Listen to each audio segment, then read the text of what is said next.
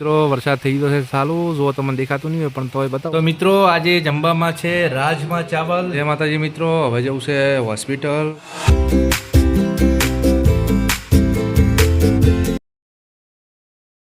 કેમ છો બધા જય જહુમાં જય ચેહરમાં ફરી એકવાર સ્વાગત છે આપણા એક નવા બ્લોગની અંદર આપણો જે ચેલેન્જ હતો એ અમુક ઘટનાઓના કારણે તૂટી તો ગયો છે બટ આપણે ફરી એને ચાલુ કરશું જ્યાં સુધી સક્સેસફુલ ન થઈએ ત્યાં સુધી 1 to 100 પોઈન્ટ સુધી આપણે વ્લોગ આપણો જે શૂટ કરવાનો છે અપલોડ કરવાનો છે ટોટલી વસ્તુ આપણે કરવાના છીએ તો ફિલહાલ અત્યારે મોર્નિંગ તો ક્યારની થઈ ગઈ છે વાગ્યા છે 10 જો કે વ્લોગ હું થોડો લેટ ચાલુ કરી રહ્યો છું અને આજે જમવા માટે છે ને એકચ્યુઅલી એવું છે કે મને જમવાનું બનાવવું વધારે ફાવે છે મારી હોબી કહો તો બી ચાલે તો આજે કાં તો મગનું શાક કરીશું યા તો ફિર આપણે કરીશું ચોળાનું શાક કેમ કે આ બંને જે છે ને એ મને બહુ એટલે બહુ અતિશય વાલા છે બંને મને ભાવે છે એટલા માટે થઈને આપણે એ બંને ખાવાના છીએ ફિલહાલ આજે તો કેવું છે કે મહેશ છે રજા ઉપર છે એટલે ટોટલી વર્ક આપણા ઉપર જ છે કેમ કે ગઈકાલે એમને દિવાસો હતો અમુક મેં કટ જે લીધા હતા એ કદાચ હું તમને અત્યારે બતાવીશ અંદર કેમ કે વધારે કટ આપણે નહોતા લઈ શક્યા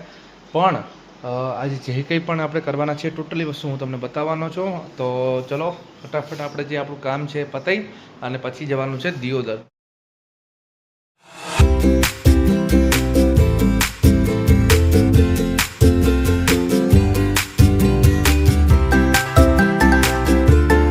ગાઈસ આપણે હતા મહેશ અહીંયા આ કિશન આ નિકો આ માર વીપી અને આ મહેશ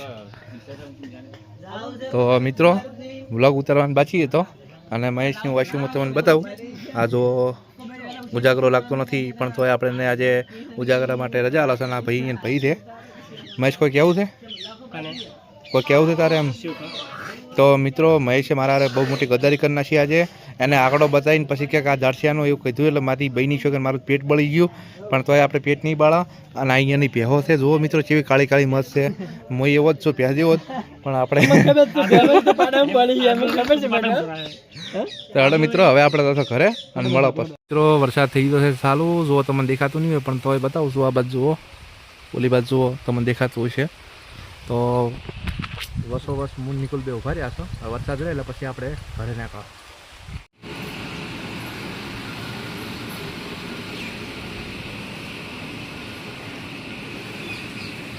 તો મિત્રો આજે જમવામાં છે રાજમા ચાવલ જોઈ લો આ નાના રાજમા આવે છે આમ અમારે ગુજરાતી ભાષામાં છે ને આને ચોળા કહેવામાં આવે છે અને સરસ મજાના ભાત પણ છે તો ચલો ફટાફટ આપણે નાસ્તો જમી લઈએ અને પછી મિત્રો જોઈ લો આપણે રાજમા ચાવલ લઈ લીધા છે અને હવે બેસીએ છીએ જમવા માટે તો ફટાફટ જમી લઈએ અને પછી હું તમને મળું છું અને આજે વરસાદનું વાતાવરણ છે તો હજી આપણે આપણા માતાજી અમારે જહુ માતાજી છે ત્યાં જવું છે અને ત્યાં જઈએ ને પછી આપણે મળીએ થોડો અમારે બીમાર પડી ગયો છે ઘરથી તો આપણે ફટાફટ આપણું કામ પતાવી દીધું છે અને હવે જઈએ છીએ આપણે સીધા હોસ્પિટલ કેમ કે હજુ ઘણા બધું કામ બાકી છે અને કામ પતાવી અને પછી આપણે પાછા આવશું અમારા વાઈફ છે એમને દવા કરાવવાની છે એટલા માટે થઈને અને મિત્રો આપણું એક અલગ એક પ્લાનિંગ કરવાનો વિચાર છે કેમ કે કહેવાય ને કે હમણાં બિઝનેસ જે અમારો ધંધો છે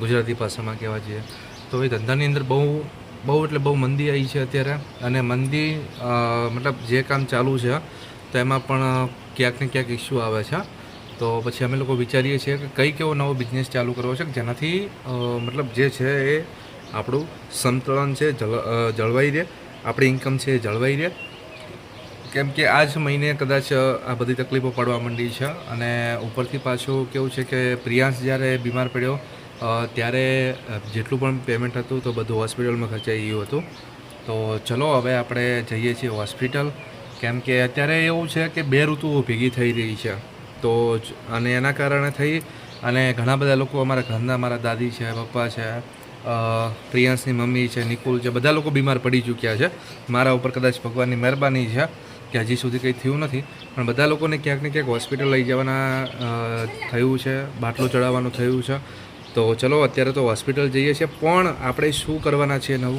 શું નવું પ્રોજેક્ટ લઈએ છીએ એ પછી આપણે વાત કરીશું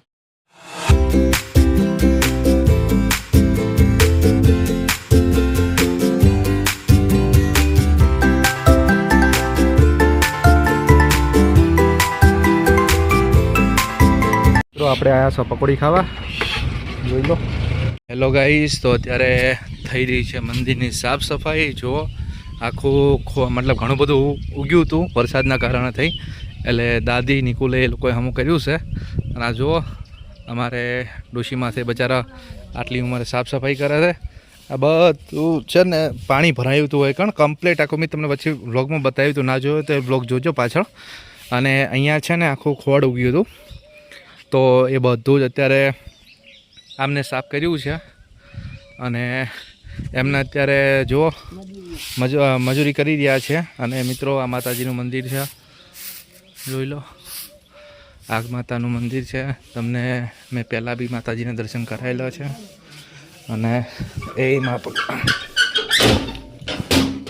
માતાજી લાદ રાખજો, ભગવતી ભૂલ ચૂકો માફ કરજો. તો મિત્રો માતાજીનું મંદિર છે. અહીંયા બેઠા છે ગણપતિ બાપા, અહીંયા બેઠા છે ભૈરવ દાદા, ચામુંડ માતાજી. અને આ માતાજીનું મેન મંદિર છે, વરખડી છે. તો જો કોઈ પણ અમારે ગીતામાં છે એ ભરે છે આળો, જોઈ લો. અને આજે મિત્રો ખાવામાં પણ છે ને સરસ મજાની વાનગી બનવાની છે. બટેકાની સૂકી ભાજી અને ખીર અને રોટલી. તો એ આપણે ખાવાના છીએ, એ પણ તમને બતાવીશ. એનું રેસીપીનો વિડીયો જો શૂટ થશે તો આપણે ચોક્કસપણે ઉતારશું. તો મિત્રો સામે જો હું તમને નિકુલ ઊંઘ્યો છે એ બતાવું. સામે આ જો આ નિકુલ ઊંઘ્યો છે અને બબુ છે જાય છે ઘરે. મિત્રો જુઓ બબુ છે એ વોટર બેગમાંથી પીવેરા છે પોણી, અને વોટર બેગ છે એ છે સાળું. આ જો તમને બતાવું છું મિત્રો. કોઈને જો કામ કરાવવું હોય તો ભાઈ નવરો બેઠો હોય, આ 100 એક ભાળી ગયો છે, એક દાડો કાતર લઈને કાપી નાખો છે. કોઈની તાકાત છે અડવાની કે હસકો કેટલાનો છે તને ખબર છે? બહુ પૈસા મેરે પાસ. તો મિત્રો જુઓ બરાબરનો ભમોળ્યો છે તારે એને બબુલાલ. મિત્રો અત્યારે થાય છે સરસ મજાની સૂકી ભાજી. હવે શીખર સૂકી થાય છે કે લીલી થાય છે ખબર નથી, પણ થાય છે. અને આ બાજુ જો સરસ મજાની ખીર થાય છે. તો એ ખીરમાં કસ્ટર્ડ પાવડર નખાય? ના નો ખાય તો ઓકે, તો ખીર થાય છે તો ફટાફટ આપણે જમવા બેસીશું પછી. તને નહીં ખવડાવવાનું. આ બાજુ જો નિકુલ મથેરો છે, ઓલી બાજુ દાદી મથેરો છે, અને આ બાજુ અમારા ઘરથી ઊભો છે.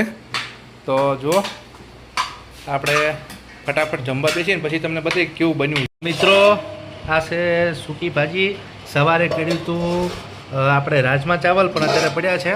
અને આ છે ખીર અને રોટલી. અને આ બાજુ તમે જુઓ રોટલી બની રહી છે.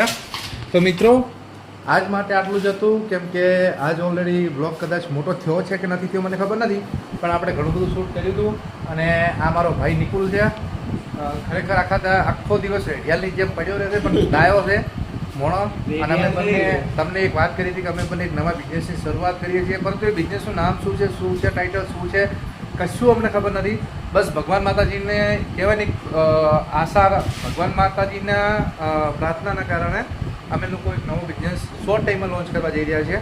અને એમાં અમારા 2 બીજા માણસો કદાચ ઇન્વોલ્વ થશે, જેમાં એક માણસ તો અમે ઇન્વોલ્વ થાય કે ન થાય, પણ એને ઇન્વોલ્વ કરવાનો છે અમારા દશરથભાઈ, જેના કારણે કદાચ હું અહીં સુધી છું અને એના થકી કદાચ હું અહીંયા પહોંચ્યો છું. તો મિત્રો એ માણસને આપણે જલ્દી હું તમને મુલાકાત કરાવીશ. અને એ માણસ ખરેખર મારા માટે બહુ સ્પેશિયલ છે. તો બસ આજ માટે આટલું જ હતું. મળીએ છીએ આવતીકાલે એક નવા વ્લોગ સાથે. ત્યાં સુધી બન્યા રહો. એન્ડ જો વ્લોગ ગમ્યો હોય તો લાઈક કરજો, શેર કરજો અને સબસ્ક્રાઈબ કરજો. તો મળીએ, ચલો મેં ત્યાંથી ચોક્કસ.